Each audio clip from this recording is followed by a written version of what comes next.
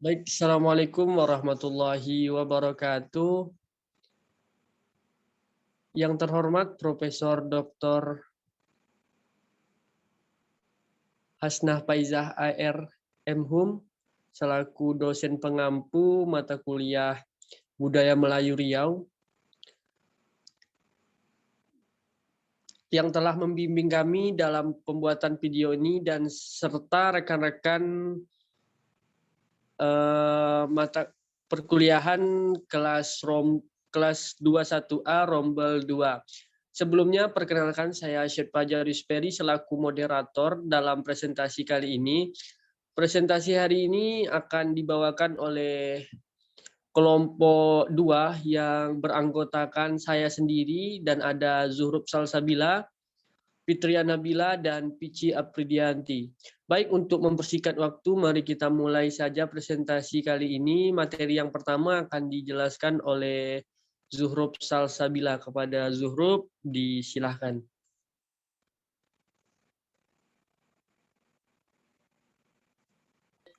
Baik, terima kasih kepada moderator. Materi yang akan saya bawakan yaitu kearifan orang alam dan kearifan. Kearifan orang Melayu merupakan wujud dalam aturan yang berpantangan apapun yang melanggar syarak dan mengajar tuntutan wajib dalam Al-Quran yang disunahkan dalam hadis. Alam ekologi Melayu Riau dapat kita lihat dari hutan, tanah, sungai, rawa, tasik, dan juga laut. Orang Melayu menjadikan segala sesuatu yang berada dekat dengan kehidupannya sebagai marwah yang telah terpahat dalam diri. Alam terkembang jadi guru adalah ingatan ekspresi-ekspresi verbal maupun visual yang merujuk ke alam, mempresentasikan hubungan harmonis manusia dan komunitas dengan lingkungannya. Orang Melayu membuka hutan untuk berladang dilakukan dengan tahapan-tahapan yang cukup panjang. Diawali dengan menebas alam semak-semak, menebang pohon-pohonnya, menutuh, meladang, membakar, memerun, membersihkan, dan meratakan tanahnya merupakan bagian dari proses membuka ladang. Setelah tahap-tahap tersebut dilalui, barulah dapat menanam padi. Orang Melayu menggunakan jaring yang berlubang cukup besar supaya hanya ikan yang berukuran besar saja yang terperangkap. Ikan yang masih kecil dapat lepas dan tumbuh hingga dewasa. Orang-orang tua mengatakan, kalau malu sudah hilang, Orang-orang tua mengatakan, kalau malu sudah hilang, hidupnya sama dengan binatang. Dalam tunjuk ajar orang Melayu, sifat malu adalah cerminan moral, yaitu malu berbuat kejahatan, malu melakukan perbuatan tercela, malu berkata kasar, malu menyombong, malu menipu, malu berkhianat, malu mendurhaka, malu menjilat, malu mengambil muka, malu merampas hak orang lain, malu memunah lingkungan, dan sebagainya. Ketika melanggar pantang larang, maka orang Melayu percaya akan ditimpa petaka. Kearifan hubungan manusia dan alam. Dalam ungkapan tunjuk ajar Melayu, Tenas Effendi memaparkan dalam bentuk pantun.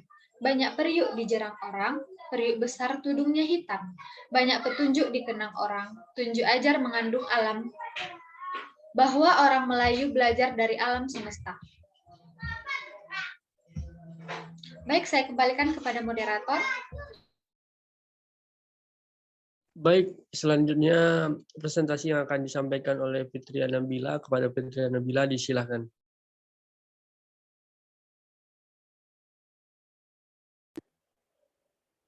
Baik, terima kasih kepada moderator. Saya akan membawakan materi kerusakan alam dan dampaknya bagi lingkungan. WALH atau Wahana Lingkungan Hidup Indonesia Riau menyatakan provinsi itu berada dalam kondisi darurat ekologi yang dibuktikan dengan terus didera bencana seperti banjir, kebakaran hutan dan lahan kabut, asap serta kekeringan.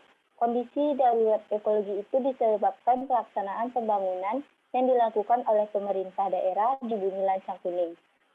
Hanya berpotensi kepada kepentingan ekonomi sesaat dan tidak ramah lingkungan. Kondisi cuaca panas terjadi di Riau tidak terlepas dari kerusakan ekosistem hutan. Perlu segera melakukan perbaikan secara komprehensif dan tindakan nyata untuk menyelamatkan hutan atau tidak, maka Riau akan semakin panas dan dampak ekologis terus terjadi.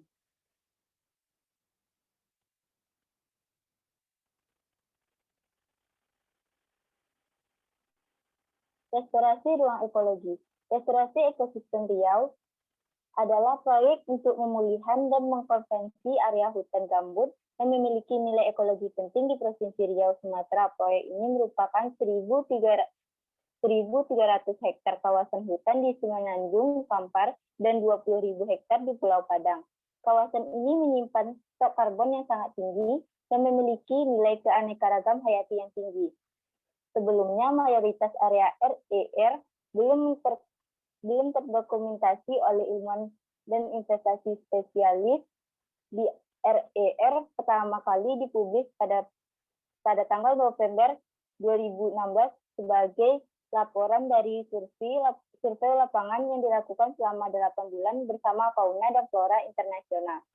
Hasil survei tersebut mencatat ada 72 spesies mamalia termasuk keberadaan 5 dan 6 spesies kucing Sumatera yang terekam oleh kamera jebak sebanyak 15 dari 72 mamalia yang tercatat dikategorikan sebagai jenis yang tercantum punah oleh internasional.